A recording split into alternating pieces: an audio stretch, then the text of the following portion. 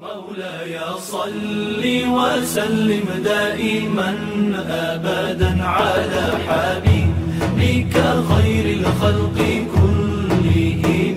مولاي صل وسلم دائما أبدا على بسم الله الرحمن الرحيم.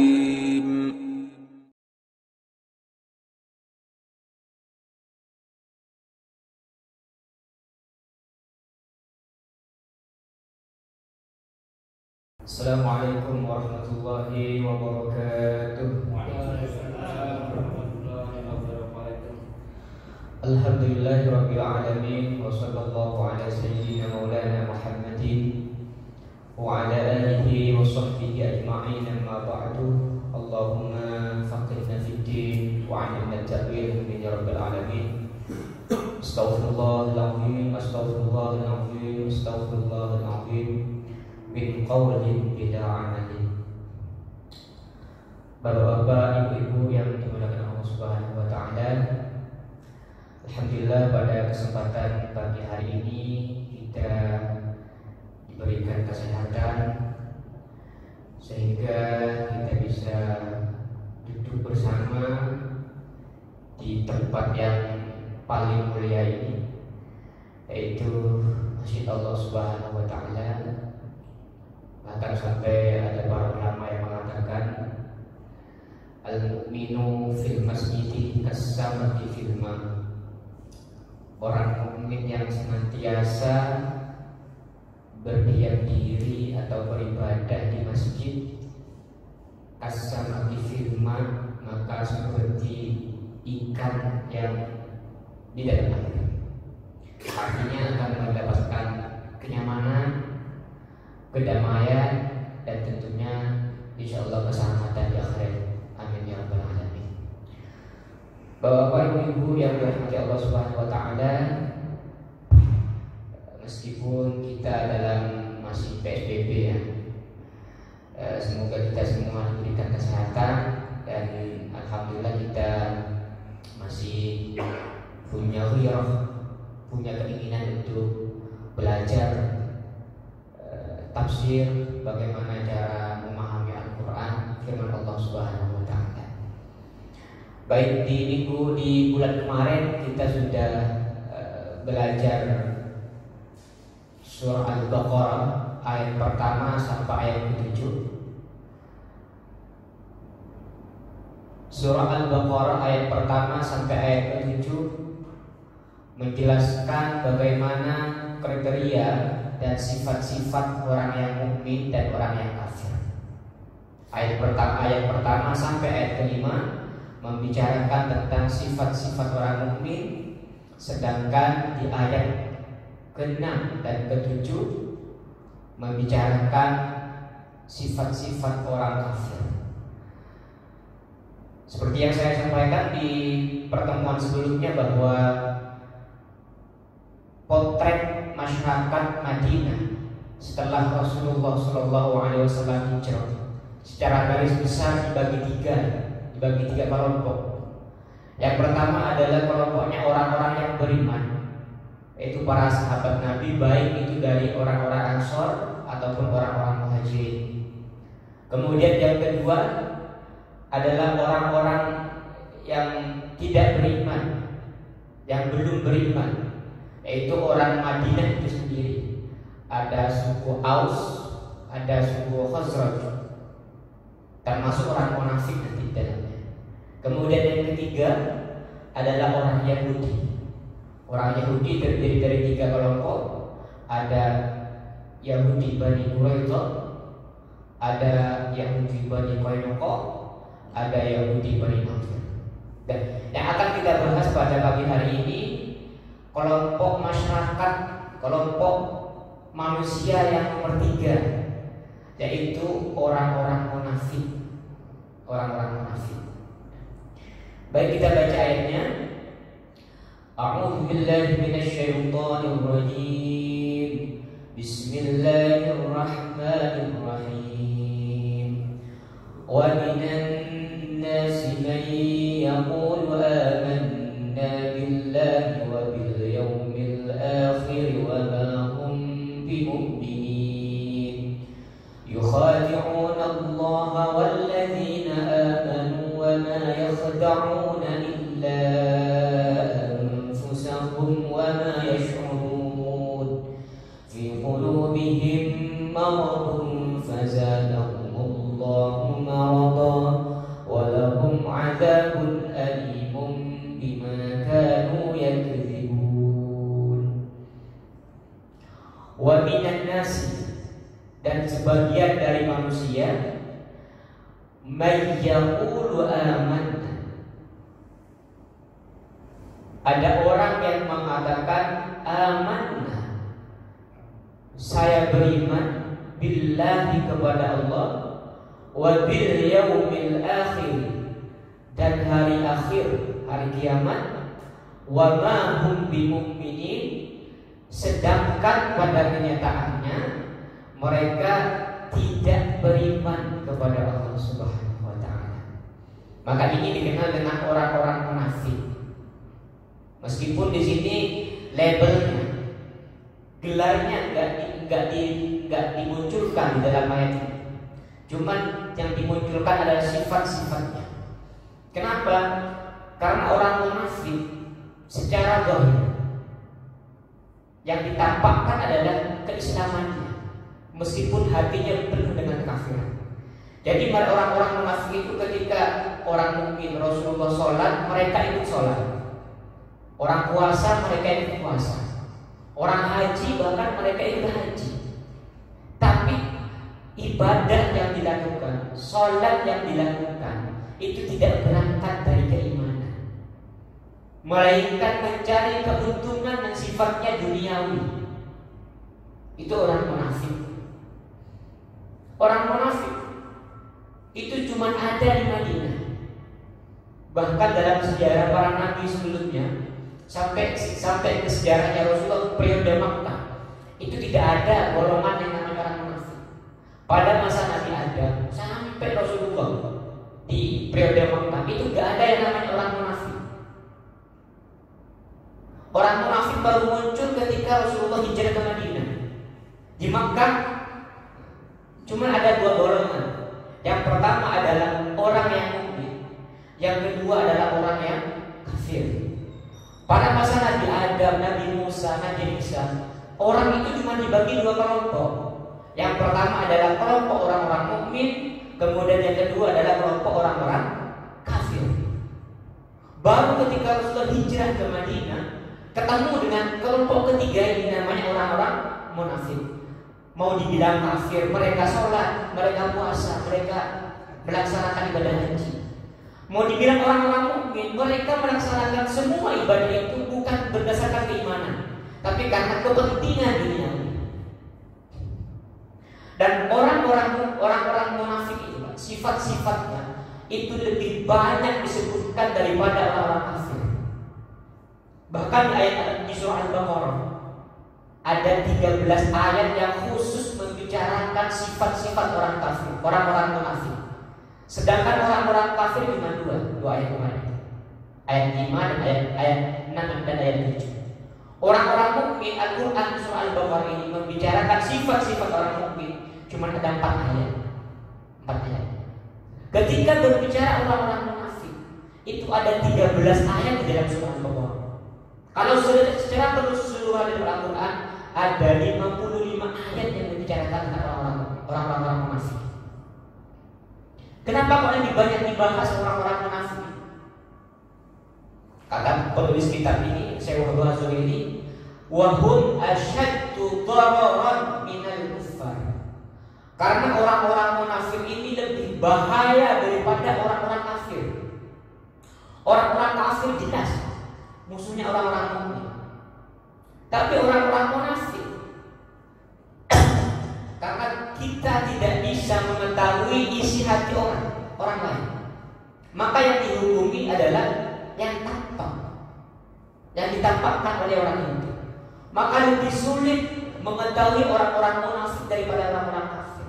Orang-orang kafir permusuhannya jelas, sikapnya jelas. Tapi orang-orang mukmin, orang-orang munafik itu sikapnya seperti orang-orang mukmin, tapi hatinya, di dalam hatinya menyimpan kekafiran. Makanya kata ulama, orang-orang munafik ini lebih bahaya daripada orang-orang kafir.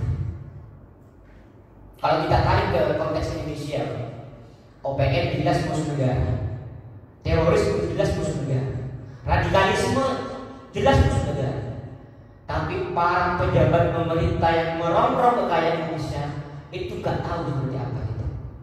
Kita gak tahu bagaimana cara mengetahui itu. Analoginya atau perumpamaan orang munafik. Ketika di panggung orasi yang dibahas nasionalisme, Pancasila, agama, tapi di belakang mereka menjual sedikit demi sedikit, menjual kekayaan negara kita. Itu orang munafik. Dan itu lebih bahaya daripada orang-orang kafir. Kalau konteksnya Indonesia lebih bahaya daripada OPM dan teroris. Kenapa? Jelas teroris, orangnya jelas, sifatnya jelas, sikapnya jelas. Tapi kalau mereka yang menyelundupkan undang-undang, yang punya kepentingan pribadi dan kepentingan kelompok, itu sulit untuk kita ketahui. Maka mereka lebih bahaya daripada orang-orang yang menampakkan sikap. Makanya ketika Al-Quran berbicara tentang sifat-sifat orang munafik, lebih banyak ketimbang daripada orang kafir. Dan orang-orang munafik pada masa Nabi itu tidak dibunuh oleh Rasulullah, tidak dibiarkan saja. Kenapa tidak dibunuh? Suatu saat Sayyidina Umar radhiyallahu anhu bertanya kepada, mengajukan pendapat kepada Rasulullah untuk membunuh ketuanya atau pimpinannya orang munafik Abdullah bin Ubay bin Salul. Apa kata Rasulullah? Jangan Umar. Inni akhafu ayyatahaddatsan nas anna Muhammad yaqtulu sahibahu. Saya takut nanti kalau saya membunuh Abdullah bin Ubay bin Salul, orang-orang pada berkata, oh Muhammad membunuh temannya sendiri. Kenapa? Karena secara zahir mereka mukmin, sholat iya, puasa iya, orang jemaah pergi jemaah, orang puasa ikut puasa. Jadi orang-orang yang tahunya ya mereka mukmin, tapi hatinya kafir. Lalu kemudian dijelaskan oleh Allah Subhanahu Wa Taala melalui Al-Quran, wa minan nasi man yaqulu amanna billahi wa bil yawmil akhir wa ma hum bimumin. Di dalam surah Al-Munafiqun dijelaskan, wa idza ja'akal munafiquna qalu nashhadu innaka rasulullah wallahu ya'lamu innaka rasul wallahu yashhadu innal munafiqina minal kadhibin. Ya yang lain maknanya sama. Ada sekelompok orang yang mengatakan kepada engkau Muhammad bahwa engkau adalah Rasulullah, mengakui bahwa engkau Rasulullah, dan Allah mengetahui bahwa engkau adalah utusan yang benar. Dan Allah mengetahui sekelompok itu bahwa mereka hanya mulutnya saja yang mengakui engkau sebagai Rasul, tapi hatinya penuh dengan kedengkian dan kebencian. Itu orang-orang munafik. Dan dalam fakta sejarah, orang yang munafik itu dilatar belakangi kepentingan pribadi, kepentingan sosial, kepentingan dunia. Saya ambil contoh Abdullah bin Ubay bin Salul, pimpinan orang-orang munafik pada waktu itu. Kenapa beliau begitu benci kepada Rasulullah? Karena sebelum Rasulullah hijrah, Abdullah bin Ubay bin Salul ini mau dinobatkan sebagai raja dari dua kelompok, dari dua suku besar di Madinah, yaitu suku Aus dan Khazraj. Kedua suku ini sebelumnya itu berantem terus, perang, nggak ada henti. Akhirnya Abdullah bin Ubay bin Salul ini berhasil melakukan diplomasi kepada dua suku tersebut, damai. Dan Abdullah bin Ubay bin Salul mau dinobatkan sebagai raja dari suku itu. Tapi karena datang Rasulullah hijrah ke Madinah, maka akhirnya pengobatan itu gak jadi. Karena fokus perhatiannya orang-orang lain bukan ke Rasulullah. Karena merasa kekuasaannya, tahtanya diambil oleh Rasulullah, maka Abdullah bin Ubay bin Salul ini benci kepada Rasulullah SAW. Jadi munafikan itu selalu dilatar belakangi oleh kepentingan dunia, baik itu yang berupa jabatan ataupun berupa harta kekayaan. Tapi oleh Rasulullah enggak dibunuh. Kalau ditanya berapa jumlahnya orang-orang munafik pada waktu itu, enggak ada yang tahu. Yang tahu cuma Rasulullah. Kemudian oleh Rasulullah SAW, Rasulullah memberitahu siapa saja orang-orang munafik ke satu sahabat saja, namanya Abu Hudzaifah bin Al-Yaman. Dan ini hebatnya sahabat Nabi. Ketika Rasulullah mengatakan ini rahasia, bahwa data-data orang munafik ini rahasia, sampai Abu Hudzaifah bin Al-Yaman ini wafat, datanya nggak bocor. Luar biasa kan sebenarnya Rasulullah. Jadi Rasulullah memberitahu data orang munafik itu cuma ke sahabat namanya Abu Hudzaifah bin Al-Yaman. Makanya beliau disebut dengan sirrun Nabi, orang yang memegang rahasia Nabi. Sampai Abu Hudzaifah ini wafat, itu nggak bocor datanya, data orang munafik itu. Itu sahabat. Tapi kalau sekarang hati-hati, curhat masih tahu jam 8 dan 10 satu komplek udah tahu. Itu orang sekarang apa ember ya. Hati-hati ya, hati-hati. Jadi curhat menceritakan sesuatu yang sifatnya rahasia harus berhati-hati. Bahkan mimpi saja, mimpi baik saja, itu milih-milih kalau untuk mau cerita. Pernah dengar kisahnya Nabiullah Yusuf alaihissalam ketika beliau bercerita kepada ayahnya, inni ra'aitu 'ashara kawkab wasyamsa wal qamara ra'aitu li sajidin. Kata Nabi Yusuf kepada ayah, wahai ayahku, saya bermimpi 10 bintang, bulan dan matahari bersujud kepada saya. Itu kata Nabi Yusuf. Kemudian apa kata ayahnya? Kamu ini, mimpi kamu ini jangan kau ceritakan ke saudara. Kalau kamu ceritakan nanti mereka akan melakukan tipu daya. Dan akhirnya benar. Dirayu Nabi Yusuf untuk cerita, akhirnya ayahnya Nabi Yusuf dibuang di sebuah sumur. Ini mimpi saja. Dan ini saudara, konten saudara. Jadi hati-hati untuk menceritakan nikmat ataupun rahasia, bahkan mimpi sekalipun. Jangan gampang untuk menceritakan kepada orang lain. Karena ada kata ulama, likulli dzi ni'matin mahsudun. Di setiap nikmat itu pasti ada yang menghasut, yang gak suka. Ketika kita mendapatkan nikmat apapun itu, pasti ada orang yang gak suka. Makanya hati-hati untuk menceritakan rahasia, bahkan dipisah. Ini pelajaran bagi kita. Iya, kalau untung-untung kalau ada Abu Hudzaifah bin Al-Yaman, kalau seperti beliau sampai wafat rahasia itu gak kebongkar. Bahkan ketika Rasulullah memberitahu kepada Abu Hudzaifah bin Al-Yaman bahwa ada beberapa orang yang sudah diberitahu oleh Allah bahwa mereka adalah orang munafik, Umar bin Khattab. Umar bin Khattab itu pengen tahu takut dirinya termasuk orang munafik itu. Kata Umar bin Khattab, apakah nama saya ada di dalam itu, termasuk orang munafik? Itu Umar bin Khattab selalu introspeksi diri, muhasabah diri, takut dirinya termasuk orang munafik. Karena munafik ada dua. Yang pertama ada munafik i'tiqadi. Ini munafik yang dulu pada masa Nabi, teman-temannya Abdullah bin Ubay bin Salul. Munafik i'tiqadi, i'tiqad, keyakinannya munafik. Artinya mereka itu sebenarnya kafir, tapi secara zahir yang ditampakkan adalah keislaman. Itu munafik i'tiqadi.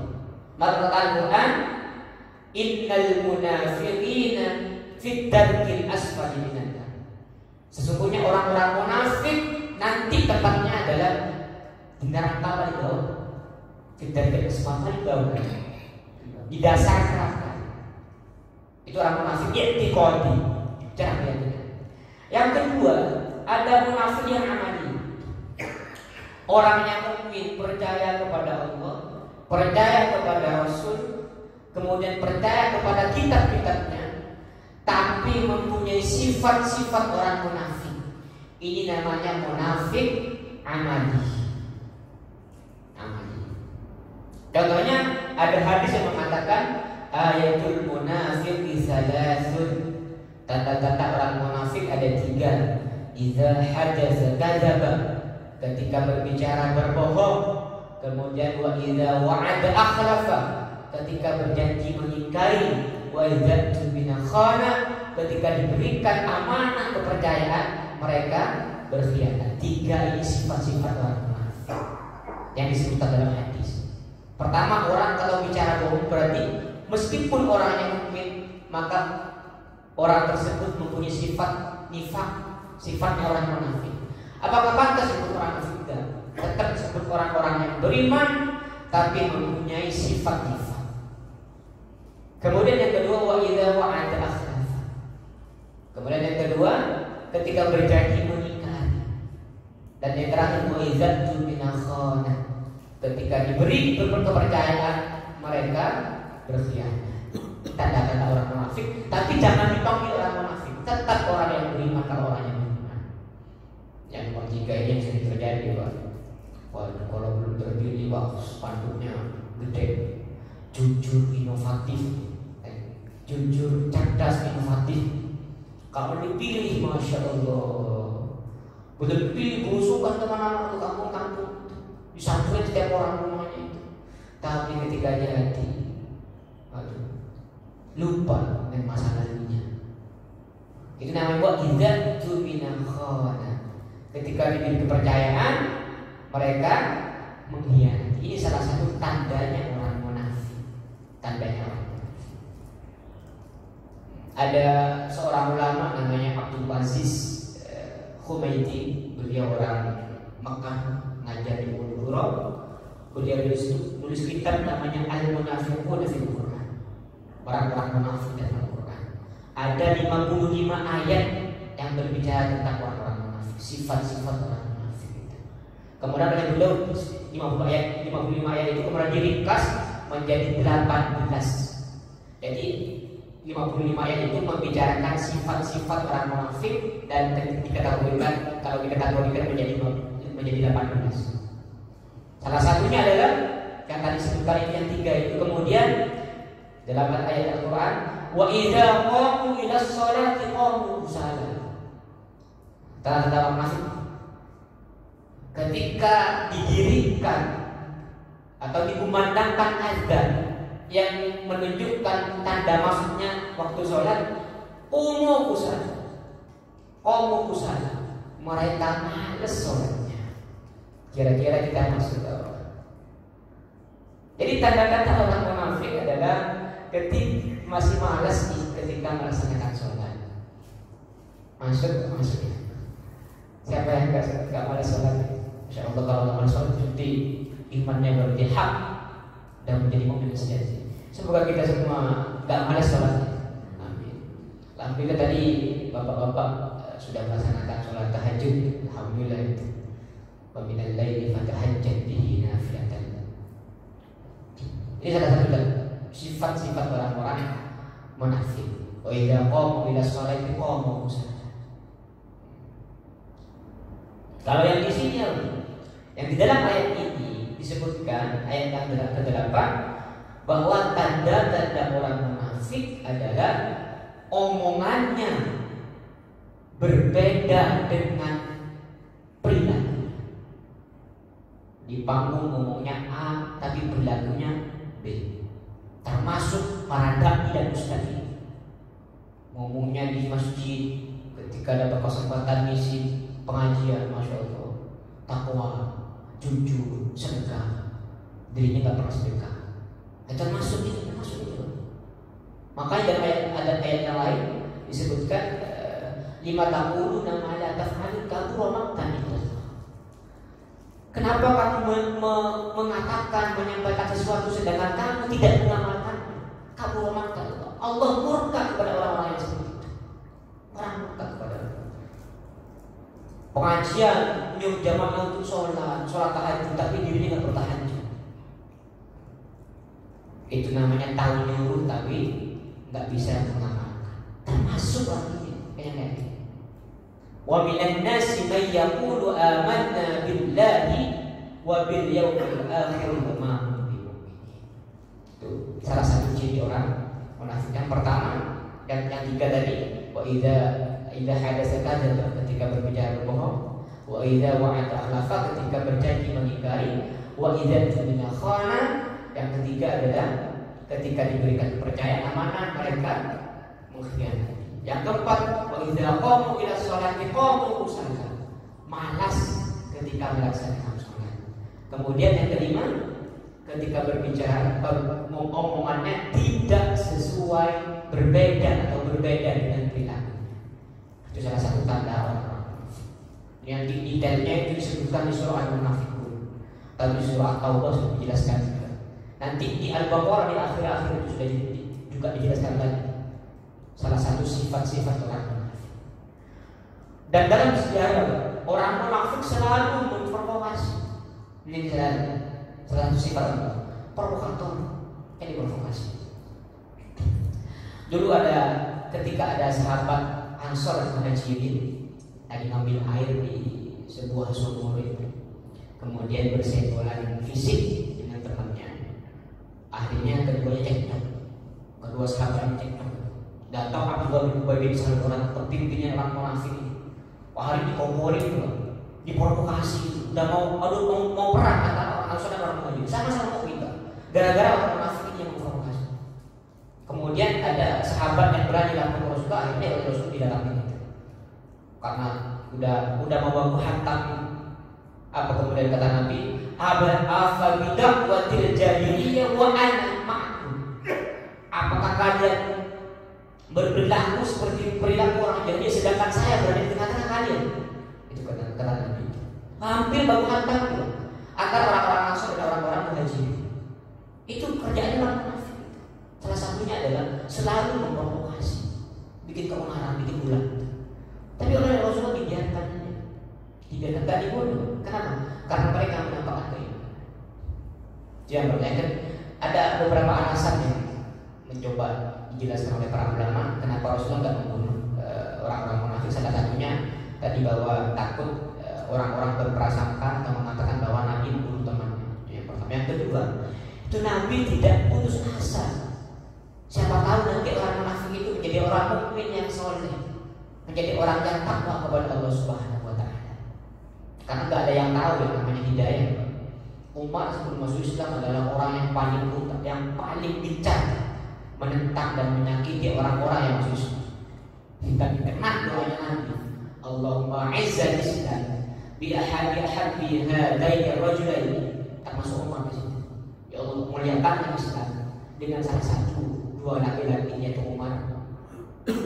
Kemudian Umar pada masuk Islam pada waktu akhirnya yang sebelumnya orang yang paling membenci Nabi, tapi ketika masuk Islam orang yang paling mencintai Nabi. Itu Umar. Jadi Nabi seperti itu, nggak putus asa, nggak pernah putus asa. Mungkin sekarang nggak masuk Islam, besok masuk Islam, nggak besok mungkin lusa, atau minggu depan, bulan depan, tahun depan, itu Nabi. Makanya dibiarkan orang munafik. Sampai Abdullah bin Ubay yang meninggal sendiri. Kalau ada orang-orang munafik, biarin aja, mati sendiri itu, mati sendiri. Abdullah bin Ubay dari perang dengan Nabi, nggak dibunuh, tapi nanti meninggal dengan mati sendiri. Ketika Abdullah bin Ubay ini wafat, anaknya soleh, namanya Abdullah bin Ubay, anaknya soleh. Ketika Abdullah bin Ubay ini wafat, anaknya minta kepada Rasulullah agar jubahnya itu dijadikan kain kafan bapaknya, dan itu diberikan oleh Rasulullah. Tapi nggak memberikan manfaat sama sekali. Kemudian Rasulullah itu berdoa. Meskipun setelah itu Rasulullah dilarang untuk menyolati orang-orang yang munafik. Anaknya soleh, bapaknya bajingan, tapi anaknya soleh. Banyak yang kayak gitu. Bapaknya bajingan, anaknya soleh. Ada yang bapaknya soleh, anaknya bajingan. Ada. Siapa? Oh, Nabi Nuh. Nabi Nuh anaknya nggak iman kepada bapaknya, anaknya sendiri. Anaknya sendiri nggak iman kepada Nabi Nuh. Tapi Nabi Nuh, Nabi Nuh anaknya soleh, anaknya bajingan. Ada. Siapa? Oh, Nabi Nuh. Nabi Nuh anaknya nggak iman kepada bapaknya, anaknya sendiri. Anaknya Bapaknya soleh, orang soleh apa lagi? Wali, iya, nabi, iya, soleh. Tapi anaknya tak beriman kepada bapaknya. Meskipun ada ada peribahasa buah jatuh tidak jauh dari pohonnya. Tapi ada yang kayak gitu, bapaknya bajingan tapi anaknya soleh luar biasa. Termasuk siapa? Nabi Ibrahim alaihissalam. Bapaknya ada mengatakan bapaknya dan mengatakan pamannya tidak beriman. Jadi tidak ada jaminan orang bapaknya soleh anaknya soleh.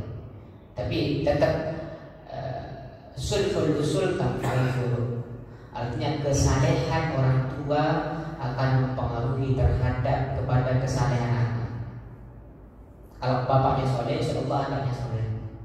Kenapa? Karena orang anak itu akan meniru perilaku orang tua.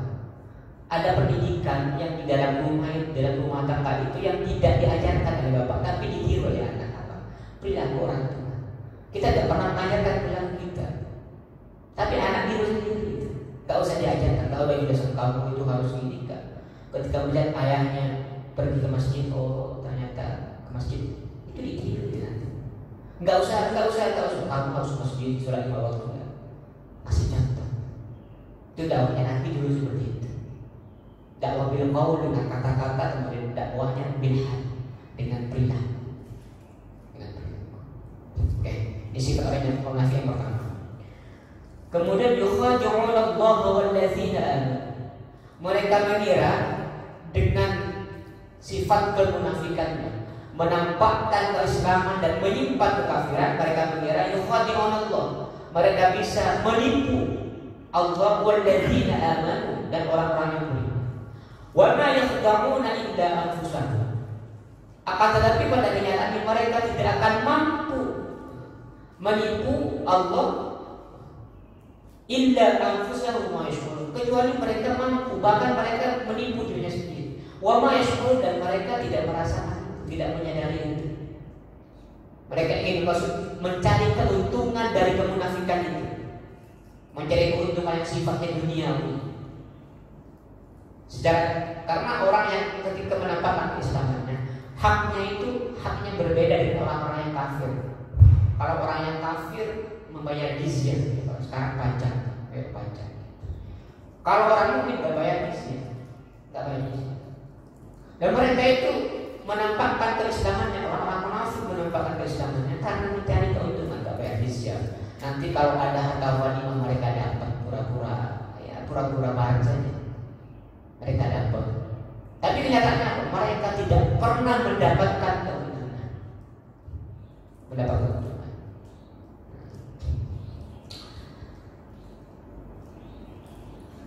Di ayat selanjutnya, fi qulubihim maradun fazadahumullahu marad. Fi qulubihim maradun. Di dalam hati mereka terdapat penyakit. Fazadahumullahu marad, maka Allah menambahkan penyakit itu. Setiap hari bertambah. Kenapa nifak disebut marad atau penyakit? Penyakit itu kan identik dengan sesuatu yang menyakitkan. Kalau penyakitnya penyakit dasar, penyakit jasmani, maka menyakitkan ke badan. Kemunafikan, sifat-sifat orang munafik itu disebut penyakit juga. Kenapa? Karena menyakiti orang yang munafik itu, yang mempunyai sifat itu. Gimana tidak menyakitkan atau tidak melelahkan? Setiap hari harus pura-pura. Orang kalau pura-pura kan melelahkan. Pura-pura suka, pura-pura enggak, itu menyakitkan, menyiksa diri sendiri. Begitu pun orang-orang munafik yang pura-pura beriman karena mereka melakukan sholat, melakukan puasa, bukan berangkat dari keimanannya, maka mereka tersiksa melakukan itu karena tidak berdasarkan keimanan. Makanya malu itu penyakit sifat kemunafikan adalah penyakit yang menutupi dirinya dari sesuatu yang benar, dari kebenaran. Makanya mereka tidak pernah menerima Islam, tidak pernah menerima keberadaan Nabi hatinya. Kenapa? Karena ditutupi dari rasa benci dan kemunafikannya itu. Setiap hari makin ditambah oleh Allah itu kesengsaraan mereka, kemudian ketidaktenteraman hati mereka itu ditambah dengan ayat Allah Subhanahu wa taala. Walahum 'adzabun alimun bima kanu yaksibun. Sedangkan nanti di akhirat mereka akan mendapatkan siksa yang sangat pedih karena ulah perbuatan atau karena kebohongan yang mereka di dunia. Di akhirat mendapatkan siksa yang sangat pedih sekali, kemudian di dunia juga mendapatkan ketidaktenteraman karena ketahuan terus. Dan ada maling, meskipun nggak ketahuan maling, hidupnya nggak bakal tenang. Nggak usah nyampe ke akhirat. Di dunia saja nggak tenang. Kata orang yang korupsi, nggak bakal tenang hatinya itu. Takut ketahuan terus. Kalau orang yang bersalah, orang-orang munafik kayak gitu, nggak pernah tentram hatinya. Kenapa? Karena takut ketahuan terus. Nanti kalau ketahuan, haknya akan berbeda dengan hak orang mukmin. Jadi motifnya, sekali lagi motifnya adalah kepentingan dunia. Kepentingan dunia. Itu orang munafik.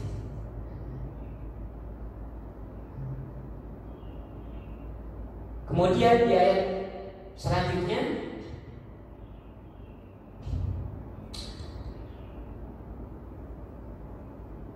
masih dalam sifat-sifat orang munafik. Wa idza qila lahum la tufsidu fil ardi. Ketika dikatakan kepada mereka orang munafik, la tufsidu fil ardi, janganlah kalian membuat kerusakan di bumi. Qalu innama nahnu muslihun. Maka mereka mengatakan innama nahnu muslihun. Kami enggak bikin kerusakan di bumi, bahkan kita memperbaiki, berbuat kebaikan. Ini salah satu ciri orang munafik adalah tidak menyadari bahwa dirinya salah. Sifat yang selanjutnya yang ke-8, tidak menyadari bahwa dirinya itu salah. Ini agak susah. Makanya Imam Al-Ghazali di dalam kitabnya membagi orang itu menjadi 4. Salah satunya adalah rajulul la yadri wa la yadri annahu la yadri. Ada sekelompok, ada tipikal orang yang tidak tahu dan tidak menyadari bahwa dirinya tidak tahu. Nggak tahu kalau dirinya bersalah, nggak sadar bahwa dirinya bersalah, nggak tahu bahwa dirinya nggak tahu. Kalau orang yang nggak seperti itu biasanya cenderung ego atau mempertahankan pendapatnya sendiri karena merasa dirinya benar. Ini sifat orang munafik yang disebutkan dalam ayat 11. Ketika ditegur oleh orang-orang mukmin oleh Rasulullah, kamu dengan berbuat seperti ini, karena mungkin selalu bikin keonaran, kemudian selalu bikin memprovokasi orang agar berantem, agar berantem. Ketika ditegur, bahkan saya ingin berbuat baik, ingin memperbaiki keadaan masyarakat di sini, kata mereka. Padahal kenyataannya mereka selalu bikin onar, bikin masalah. Bahkan pada tahun ke-5 Hijriah itu terjadi perang Khandaq. Perang Khandaq itu perang yang sangat memberatkan Rasulullah kaum muslimin. Karena orang-orang kafir Mekah dengan orang-orang teman-temannya orang munafik ini, kemudian orang-orang Yahudi di Madinah itu bersatu ingin memerangi kaum muslimin di Madinah. Dikenal dengan perang Khandaq tahun ke-5 itu. Dan siapa penghubungnya, siapa yang menjadi konektornya itu? Penghubung antara orang-orang kafir Makkah dengan orang-orang Yahudi, siapa? Orang-orang munafik itu. Sampai dalam sebuah riwayat disebutkan bahwa jumlah pasukan kafir pada waktu itu kurang lebih 10.000, sedangkan kaum muslimin itu cuma 3.000, 3/10, 1/3 itu. Sangat merepotkan Rasulullah pada waktu. Siapa itu yang dananya, siapa? Provokatornya orang munafik. Makanya disebutkan orang munafik lebih bahaya daripada orang kafir. Lebih bahaya dari orang kafir. Ini bahaya orang munafik. Bagaimana cara menyikapi kita kalau ada teman punya sifat munafik? Bagaimana cara menyikapinya? Maka tetap kita harus mengikuti apa yang telah dilakukan oleh Rasulullah SAW. Apa yang dikatakan Rasulullah? Rasulullah menghukumi orang itu dari yang sesuatu yang ditampakkan, dari yang tampak. Rasulullah nggak pernah menghukumi hati seorang, nggak pernah. Intinya baik ya. Dilihatin orang yang baik berarti orang itu baik. Nggak usah itu pura-pura nggak usah. Karena kita nggak tahu hati seorang. Nah ini yang banyak terjadi lagi Pak. Kita kadang-kadang terlalu mudah untuk ini pencitraan dan kita nggak tahu hati seorang. Karena kita nggak tahu isi hati orang lain, maka kita harus husnudzon. Seperti yang dilakukan oleh Rasulullah SAW. Beliau selalu menghukumi orang lain dari yang sudah tampak. Kalaupun ada orang-orang di sekitar kita yang munafik, taruhan munafik, yang apa bahasanya, berwajah dua, di belakang ngomongin kita, di depan pura-pura baik, senyumnya manis. Bagaimana caranya? Maka tetap yang dihukumi adalah yang dohir, yang kita hukumi. Artinya apa? Artinya kita juga harus bersikap baik kepada mereka. Dulu pernah terjadi dengan Nabi. Ini namanya kalau dalam bahasa Arabnya tadlis atau mudar itu bermuka manis kepada orang yang jahat karena kita menghindari lihatannya. Rasulullah itu pernah itu ketika Rasulullah tadi bersama Aisyah radhiyallahu anha. Kemudian kata Nabi, tapi dari ngomongin orang lagi itu orangnya begini jelek, buruk ini, buruk karakternya, buruk perilaku. Kemudian bersama Aisyah, kemudian orang itu datang kepada Rasulullah. Dan ketika datang kepada Rasulullah itu dihormat ramah Rasulullah kepada orang itu. Oleh Sayyidah Aisyah ditanya, Rasul tadi kan engkau ngomongnya dia itu orangnya orang buruk, orang ini. Oh, saya itu mudah. Saya ini berbuat baik, bersikap baik kepada dia karena dia itu apa namanya perilaku yang ditampakkan kepada saya adalah. Jadi kita tetap menghukumi sesuatu yang tampak kepada kita. Nahnu nahkum dzawahir wallahu yatawalla. Dan Allah yang menghukumi hati seorang. Bahkan dulu ada sahabat namanya Usama bin Zaid, anak cucunya Nabi dari anak angkatnya, pernah membunuh tawanan. Ada orang-orang muslim, ada orang kafir lari, kemudian tertangkap orang itu, ketangkap ketika mau dibunuh ternyata ada syahadat, itu tetap dibunuh itu. Kemudian dilaporkan kepada Nabi, ini orang ini pada syahadat tapi dibunuh. Nabi marah besar kalau gitu. Apakah Allah memerintahkan kepada kita untuk menghukumi isi perut orang? Itu kan begitu. Ana beriku min dzalik. Saya akan menjawab atas perbuatan. Meskipun apa kata sahabat itu, oh dia itu Rasul baca syahadat itu karena pengen melindungi. Kemudian kata Nabi, kita diperintahkan oleh Allah itu hanya menghukum yang zahir, tidak diperintahkan untuk menghukumi isi perut orang. Itu kata Nabi. Hanya tetap sejelek apapun orang itu, tetap kita harus berbuat baik kepada orang lain. Meskipun orang yang munafik tersebut, intinya kita, perilaku kita yang perlu kita perbaiki. Dimulai dari diri kita. Kemudian coba ya tadi. Ala innahum mufsidun walakin la yash'urun. Padahal pada kenyataannya mereka yang berbuat kerusakan. Akan tetapi mereka tidak sadar. Wa idza qila lahum aminu kama amanna qalu anu'minu kama amanna sufaha. Ketika dikatakan kepada mereka aminu kama amanna, berimanlah kalian seperti orang-orang beriman kepada kami, kepada Rasulullah, kepada Allah. Qalu maka mereka menjawab anu'minu kama amanna sufaha. Kita mau iman seperti orang-orang bodoh itu yang beriman. Sufaha itu lebih paham dari raja itu. Kalau jahil itu faqih ilmu, hanya tidak mengetahui sebuah pengetahuan. Kalau sufaha ini sekarang itu apa? Dungu. Artinya IQ-nya di bawah rata-rata, tidak cerdas. Sufaha safi.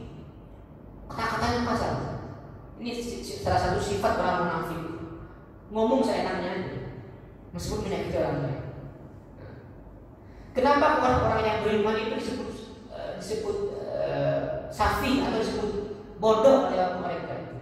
Disebut goblok oleh orang-orang munafik itu. Kenapa? Karena rata-rata pengikutnya Nabi Muhammad adalah orang-orang lemah dan para budak. Orang-orang lemah yang dan para budak. Itu pengikut orang-orang yang beriman pertama kali. Orang yang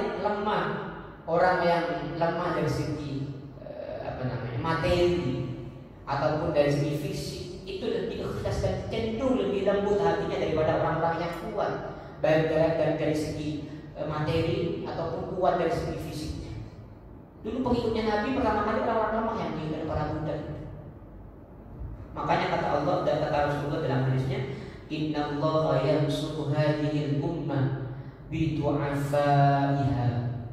Sesungguhnya Allah membantu agama ini atau bangsa ini, umat ini, bidu'afaiha, melalui orang-orang lemah, bidu'aihim, dengan doa-doa mereka, wa biikhlasihim, dan keikhlasan mereka.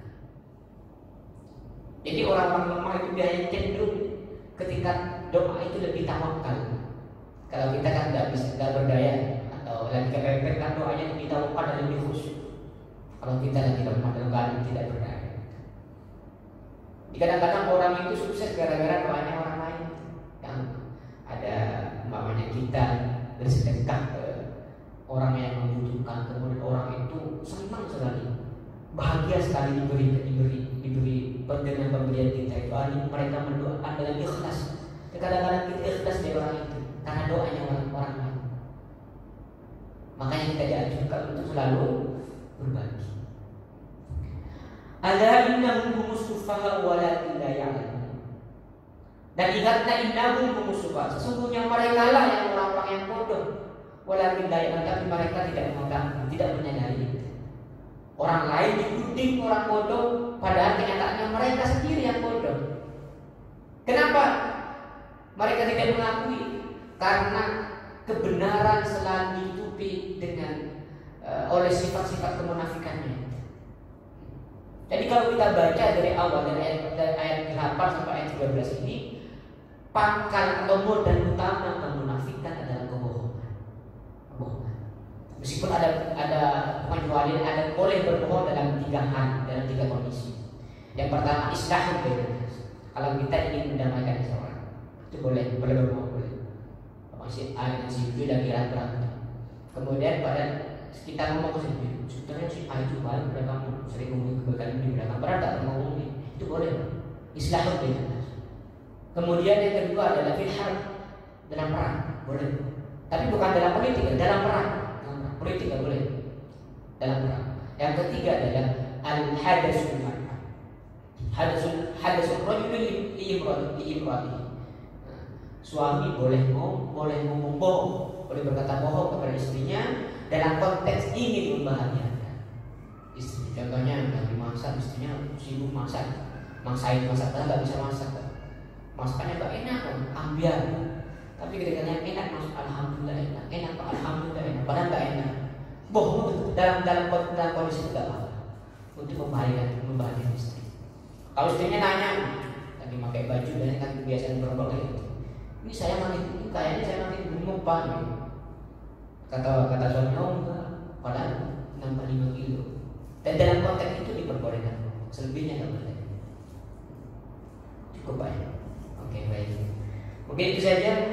Wallahul muwaffiq. Silakan kalau ada pertanyaan.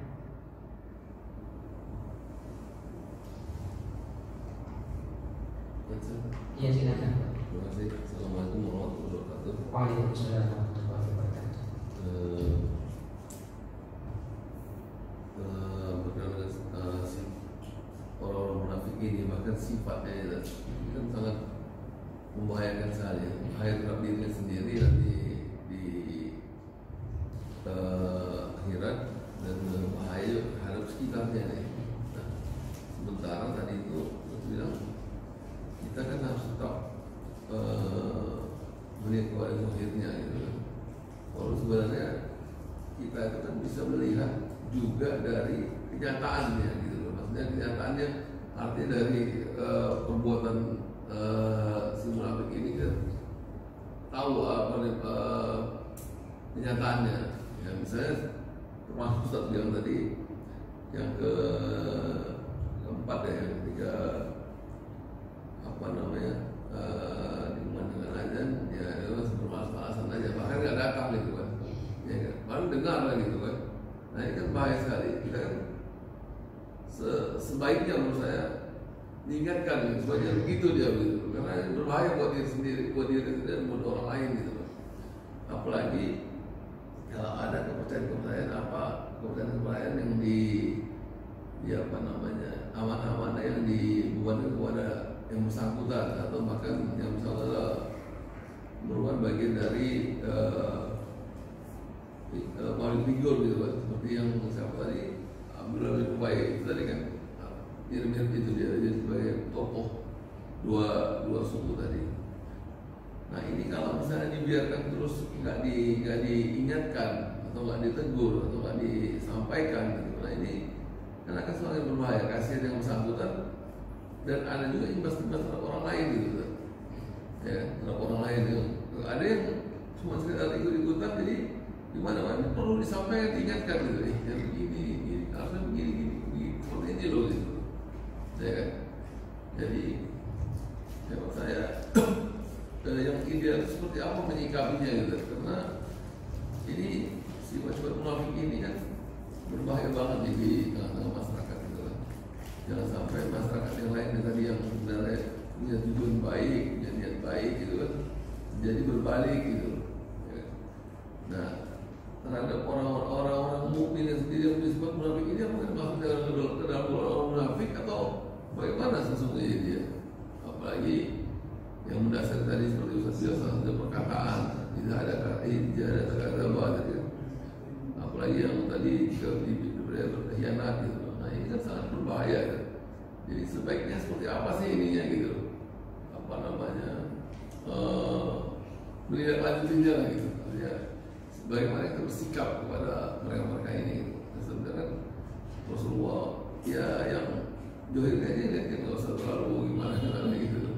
Artinya nggak sulit, tapi sudut aja gitu. Masih tak?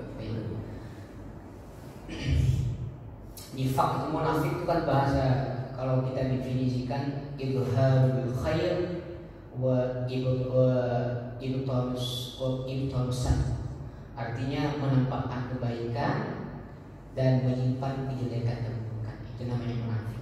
Kadang-kadang ada sifat orang munafik ketahuan, kemunafikannya ketahuan atau terbuka, dan dulu pernah terjadi pada masa Nabi ketika orang Ansor dan orang Muhajir itu konflik gara-gara kesenggol tadi itu yang ngomongnya itu Abdullah bin Ubay itu. Abdullah bin Ubay ngomong ke Nabi itu, cerita ketika Nabi ingin menengahi, nah, kemudian ingin melerai keduanya itu, Abdullah bin Ubay masih ngomong itu, ini pokoknya seru cerita itu. Untung ada Abdullah bin Arqam dipanggil oleh Nabi Abdullah bin Arqam dengan Abdullah bin Ubay bin Salul, panggil berdua, Rasulullah didampingi oleh Umar. Akhirnya ceritanya Abdullah bin Ubay dengan Abdullah bin Arqam itu beda. Ketahuan siapa yang bohong. Umar udah pegang pedang, udah pamit Rasulullah, saya bunuh. Apa kata Rasulullah? Jangan. Nanti kalau kamu bunuh, orang-orang bakal mengatakan Muhammad membunuh temannya. Karena yang tampak pada orang dia orang Muslim. Hanya tidak dibunuh oleh Rasulullah. Ketahuan itu, ketahuan. Maka setelah itu mulai dari turun wahyu itu bahwa idza ja'akan munafiquna qalu nashhadu innaka rasulullah. Kemudian oleh kata Rasulullah kepada Abdullah bin Arqam, wahai anak muda, ternyata dinamu benar. Artinya yang bohong itu Abdullah bin Ubay. Apakah dibunuh Rasulullah? Cuma tetap dikasih momen untuk peringatan. Itu makanya di dalam Islam ada konsep amar ma'ruf nahi munkar. Ada 3 jenis amar ma'ruf nahi munkar. Yang pertama bil qaul. Kalau mampu biadi, tapi bukan ranah kita dia. Ketika melihat kemungkaran, maka kita fal yughayyiru biadi, maka ubahlah dengan tangan kita. Kita bukan ranah kita mengubah kemungkaran dengan tangan. Ada aparat kepolisian. Kemudian fa'ilah tadi kabilisan dengan lisan, pakai lisan, kasih nasihat, kasih ngomong itu. Kalau sifat kemunafikan sudah tampak seperti yang didapat oleh Rasulullah SAW. Makanya datang teguran dari Allah ketika orang munafik ketahuan munafikannya, innal munafiqina fid darkil asfalin. Orang-orang munafik nanti akan ditaruh atau diletakkan di dasar neraka. Itu salah satu peringatan yang dulu. Tapi nggak sampai dilihat, nggak sampai pakai tangan, kayak kekerasan. Tapi dia mau itu. Kemudian yang ketiga, kalau nggak bisa dengan lisan, maka ingkar bil qalbi sambil mendoakan. Artinya kita nggak ridho kalau orang itu berbuat seperti itu, dan kita mendoakan. Ini salah satu 3 cara yang disebutkan di dalam hadis bagaimana cara kita menyikapi kemungkaran. Ada 3 ini. Kalau umpamanya ada orang yang sifat kemunafikannya sudah tampak, maka bagaimana caranya? Cegah. Umpamanya ada pejabat yang kasih mauridkan, apa caranya? Kalau di sini kan orasi, demo mulai. Sampaikan aspirasinya, sampaikan pendapatnya, tegur itu kewajiban kita, negur. Gak bisa negur kita ya, takut nanti penjara dicari, atau nanti hilang, habis orasi hilang, takut membahayakan kita. Ya udah, yang ketiga, ingkar bil qalbi dan doa. Mengingkari perbuatannya, bahwa mengingkarinya kita mengakui bahwa perbuatannya itu tidak baik, salah, dan kita mendoakan. Itu salah satu cara menyikapi orang-orang munafik yang sifat kemunafikannya sudah tampak, sudah jelas. Atau ada teman-teman kita, tetangga-tetangga saudara-saudara kita yang masih malas itu sholat, peringati. Mungkin nggak bisa sekarang, besok nggak nurut sekarang, besok terus nggak ada. Makanya Rasulullah kayak gini, Rasulullah cara dakwahnya Rasulullah. Orang munafik gak dibunuh, harus dibiarin saja, asalkan tidak membahayakan, tidak sampai berbuat sesuatu yang berbahaya. Dibiarin lalu gak dibunuh. Kenapa kata Rasulullah? Siapa tahu nanti suatu saat dia menjadi orang mukmin yang baik. Sama ketika Rasulullah berdakwah di Taifah. Rasulullah ketika dakwah anggaplah gagal di Makkah selama 13 tahun. Rasulullah itu hijrah ke Taif di tahun 10 Hijriah. Hijrah ke Taif itu ingin berdakwah di sana. Akhirnya malah bukan diterima Rasulullah, ditolak, bahkan dilempari batu sampai berdarah kakinya. Malaikat Jibril menawarkan, Jibril ini gunung mau saya ratakan itu orang Taif. Tapi apa kata Nabi? Qala inni arju ayyuhillahu min ashabi ma yatawalla. Mungkin orang Taif yang sekarang itu enggak beriman kepada saya dan Jibril, mungkin anak cucunya nanti yang akan beriman kepada saya. Dan benar, Pak. Orang Taif sekarang itu hampir dikatakan semuanya mukmin, iman kepada orang-orang muslim. Artinya tidak pantas kita sebagai orang mukmin itu berputus asa dan merasa capek mengingatkan saudara kita. Tergantung dari kemampuan kita. Enggak mampu bisa saja didoa dengan doa. Itu aja. Disebut munafik itu kategori itu nggak munafik sendiri. Bagaimana kalau yang orang munafik orang mukmin? Tadi sudah saya sampaikan bahwa munafik itu ada 2. Ada yang i'tiqadi, artinya dalam keyakinannya. Munafik artinya enggak beriman, kafir hatinya tapi menampakkan keimanan, pura-pura beriman.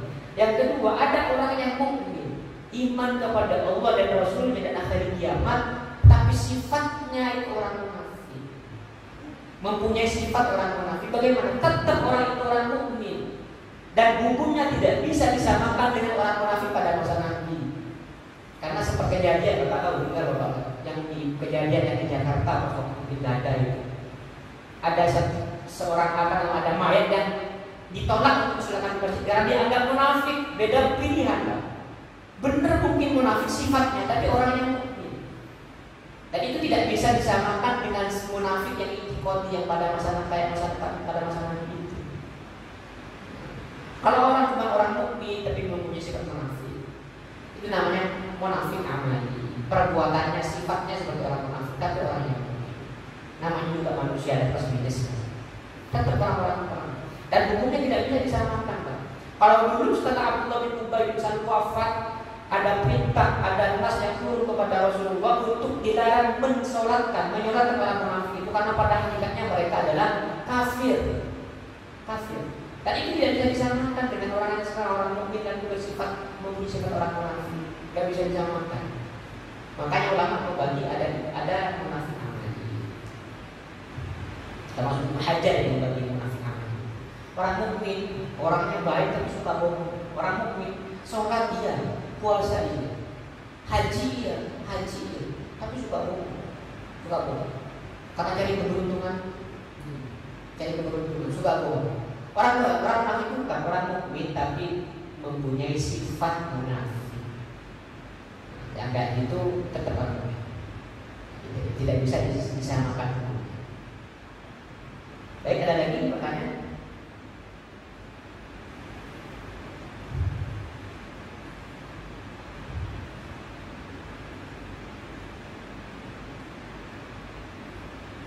Ada lagi pertanyaan? Silakan. Dan orang munafik itu sebenarnya bukan hanya orang-orang dari suku Aus bin Khazraj ini. Ada sebagian orang-orang Yahudi yang masuk kelompoknya orang munafik itu. Dan tidak semuanya orang Yahudi munafik, dan tidak semua yang Yahudi itu kafir. Ada sebagian ada munafik namanya suku Bani Hanifah.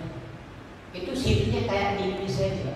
Orang Muslim tapi hidupnya kayak orang Indonesia, tenang, damai dan taat. Dulu ada orang Yahudi yang namanya Bani Hanifah. Itu tidak diperangi oleh Nabi, dilindungi hak-haknya. Kenapa? Karena mereka cuma beda agama, tapi tetap taat pada peraturan pemerintah. Ada orang Yahudi yang masuk Islam dulu, tapi sedikit. Namanya Abdullah bin Salam. Dan Abdullah bin Salam ini adalah salah satu sahabat Nabi yang langsung diklaim masuk surga. Kata Rasulullah, saya khulu min hadan bab rajulun min ahli jannah. Bahkan ada seorang laki-laki masuk dari pintu ini, dia termasuk ahli surga. Penasaran orang itu siapa bisa tahu? Ternyata Abdullah bin Salam orang Yahudi, Abdullah bin Salam itu sukunya suku Yahudi. Masuk tanya orang-orang, ternyata Abdullah bin Salam. Penasaran ini Abdullah bin Salam ini kenapa dapat klaim dari pengakuan terus masuk surga? Kenapa? Apa sih amalnya? Ada sahabat satu yang ingin meneliti amalnya setiap hari. Ikut ke Abdullah bin Salam, ikut mengapa dia tahu namanya itu. Ternyata pas dilihat setiap hari biasa saja Abdullah bin Salam, ibadahnya sama dengan yang lain. Kalau sholat ya waktunya sholat sunat dia, baca Qurannya biasa, sholatnya biasa. Akhirnya penasaran itu yang pengen tahu, siapa yang pengen tahu. Abdullah bin Salam, sebenarnya amal apa yang menjadikan kamu itu mendapatkan pengakuan dari Rasulullah bahwa engkau termasuk ahli surga? Apa kata Abdullah bin Salam? Saya tidak bisa tidur, tidak memejamkan mata sebelum saya memaafkan semua kesalahan orang lain kepada saya. Jadi kata maaf itu oleh Rasulullah diklaim sebagai atau mendapatkan pengakuan dari Rasulullah bahwa dia ahli surga. Jadi kita tidak tahu amal yang mana yang akan memasukkan kita ke surga. Makanya ada katakan jangan pernah menyepelekan kebaikan. Meskipun itu cuma sedikit kecil kadang-kadang. Baik, ada pertanyaan? Sekarang ini Ustaz nggak ada lagi orang munafik ya. Orang munafik, Wallahu a'lam. Karena munafik itu kan orang yang membendam kekafiran tapi menampakkan keislaman. Kita nggak tahu, sampai para sahabat dulu nggak tahu, kecuali Allah yang masih tahu. Ya. Kalau munafik sifatnya banyak, sifatnya banyak. Tapi yang munafik yang tulen, yang kayak Abdullah bin Ubay bin Salul itu nggak tahu kita. Karena kita nggak tahu isi hati orang. Dulu Nabi tahu itu karena dikasih tahu Allah. Dan yang tahu cuma Rasulullah dan Abu Hurairah bin Al-Yaman. Yang lain nggak tahu sahabat. Meskipun nanti di perang Tabuk itu ada 14 orang yang mencoba untuk membunuh Nabi, dan itu orang munafik. Ada 14 orang. Tapi nggak semuanya itu. Artinya bukan cuma keseluruhan, banyak. Tapi yang tahu cuma Rasulullah dan Abu Hurairah bin Al-Yaman. Kalau sekarang Allah, karena kita nggak tahu hati orang. Kalau yang punya sifat munafik banyak, termasuk kita sendiri ya, kita sendiri. Ya. Ada kayak sebenarnya kalau janji itu ingkar itu sebenarnya ketika kita janji itu banyak faktor yang menyebabkan cancel itu ingkar amal nggak jadi gitu, karena kesibukan, karena tidak tahuan, karena yang alpan karena lain gitu, bukan disengaja gitu maksudnya. Karena uzur. Kalau kita terlanjur berjanji kepada orang lain, makanya kita dianjurkan ketika berjanji insyaallah. Dalam syair itu idza qulta fi syai'in Idza kunta fi syai'in na'am fa'timmahu fa inna na'am bainal hubbi wajib. Ketika kita sudah menyanggupi tidak mengatakan insyaallah, maka itu wajib menjadi hutang. Wa illa faqul la fasta'in alaihi. Kalau umpamanya pengen aman ya bilang insyaallah. Insyaallah. Kalau sudah terlalu berjanji dan kita tidak bisa mendapatnya, bagaimana yang sikap kita? Maka kita harus meminta ridho orang yang bersangkutan.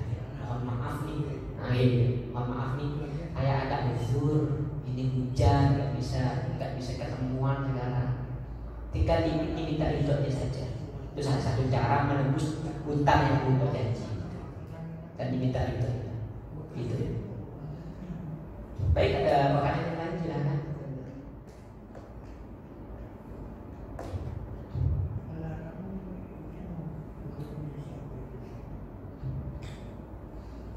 Sudah cukup Pak ya? Tak ada pertanyaan. Kita cukupkan, semoga kita semua dijadikan orang-orang mukmin yang sejati dan dilindungi, dijauhkan dari sifat-sifat munafik. Amin ya rabbal alamin. Mari kita tutup dengan doa kafaratul majlis. Subhanallahumma bihamdika asyhadu an la ilaha illa anta astaghfiruka wa atubu ilaik. Assalamualaikum warahmatullahi wabarakatuh.